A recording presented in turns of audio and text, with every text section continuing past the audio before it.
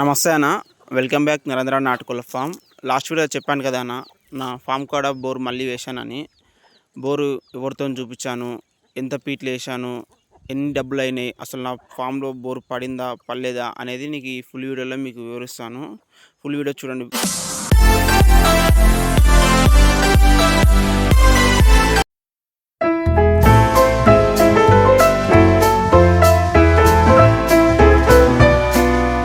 2 years back నా పొలం కాడ ఉన్న భూమిలో 400 ఫీట్లు బోర్ వేయించానన్న. 400 ఫీట్ల బోర్ వేసినా సరే కానీ అందులో వాటర్ అనేది రాలేదు. ఒక హాఫ్ ఇంచు నీళ్ళు వచ్చినాయి, హాఫ్ ఇంచ్ కానీ ఇంకా తక్కువనే వచ్చినాయి. దానివల్ల ఏంటంటే నేను బోర్లో ఉన్న కేసింగ్ పైప్ కూడా తిప్పిద్దామనేసి అనుకున్నా. బట్ బోర్ అయినా కానీ మా చుట్టుపక్కల పొలాలు వాళ్ళు ఏమన్నారంటే, మా పొలం పక్క పొడి వాగు కానీ బావి కానీ ఉంటుంది, ఆ వాటర్ ఉన్న రోజులు నీకు పొలకు నీళ్ళు వస్తాయి అనేసి చెప్పే వరకు నేనేం చేసిన అంటే కేసింగ్ పైప్ పీకకుండా అట్లనే ఉంచిన.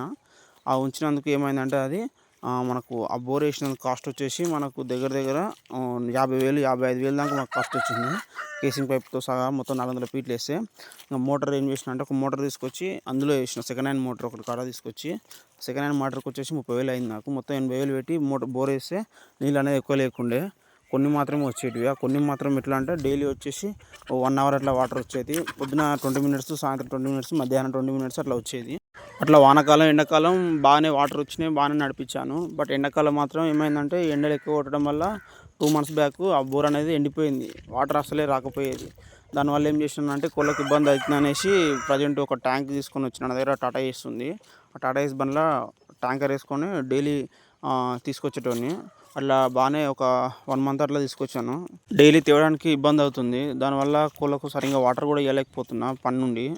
అట్లా అనేసి ఏం చేసినానంటే నా ఫామ్ కూడా మళ్ళీ బోర్ వేద్దామనేసి అనుకొని ఏం చేసిన, బోరు వేసి అతనితో పిలిపించి మొత్తం నా పొలంలో మొత్తం తిరిగిపిస్తే ఆయన చుట్టూ తిరిగి ఒక పాయింట్ ఫైనల్ చేసిండు. ఆ ఫైనల్లో ఆడ 3 ఇంచుల నీళ్ళు వస్తాయనేసి చెప్పిండు. 3 ఇంచుల నీళ్ళు వస్తాయంటే మేము కూడా సరే వస్తాయిలే అనేసి ఏం చేసినాం, ఇంకా బోర్ పాయింట్ అని పిలిచినాం. మెయిన్ ఏంటంటే మా పొలం మొత్తంలో బండ ఉంటుంది, అంటే గుట్ట సైడ్ ఉంటుంది మా పొలము.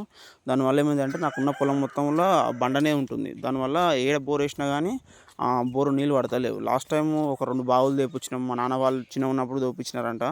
ప్రజెంట్ మేము ఒక 2 లేదా 3 బోర్లు ఖచ్చితంగా వేసినాం, అవి కూడా పడలేదు. పడకపోతే ఇంకా ఫైనల్గా వేద్దామనేసి, ఈసారి ఫైనల్గా వేద్దామన్నట్టు ఆయనతో చూపిస్తే ఆయన 3 ఇంచుల నీళ్ళు వస్తే వేయండి అనేసి చెప్పేవరకల్లా అక్కడ వాగు సైడ్ ఉండే అది. సరే వేస్తే బాగానే పడతాయిలే అనేసి మేమేం చేసినాం, బోర్ బండి పిలిపించినాం. బోర్ బండి పిలిపించి స్టార్ట్ చేసినాం. చేసిన 5 నిమిషాలకే మొత్తం బండ తగిలింది.